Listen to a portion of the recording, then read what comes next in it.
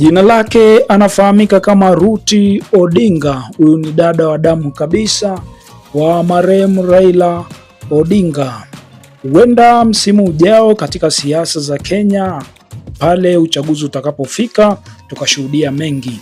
Na moja ya jambo ambalo tetesi zake zimeanza kusikika mapema ni Ruth Odinga huenda akagombea urais nchini Kenya kupitia chama cha ODM. Kumbuka chama cha ODM kimekuwa ni chama ambacho kimekuwa chama kikubwa cha upinzani huko nchini Kenya. Sasa Ruth Odinga amekuwepo kwenye siasa za Kenya na amekuwa maarufu ndani na nje ya Kenya kulingana na harakati zake za kutetea haki za wanawake. Moja kati ya nafasi ambayo Ruth ameishika katika siasa za Kenya ni kuwa naibu gavana wa Kisumu, na huko Kisumu Ruth alipeleka maendeleo mbalimbali ikiwemo uboreshaji wa miundombinu pamoja na kuboresha huduma za afya pamoja na elimu.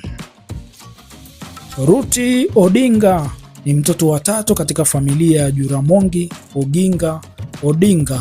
Je, msimu ujao wa uchaguzi nchini Kenya huenda kwa mara ya kwanza kupata rais mwanamke? Tunaendelea kusubiri. Anything can happen, you never know. Hii ni Kiswahili TV, jina langu mimi naitwa Dekobi. Pia usiache kutufollow, kutusubscribe pia ili uendelee kupata stories zingine mbalimbali.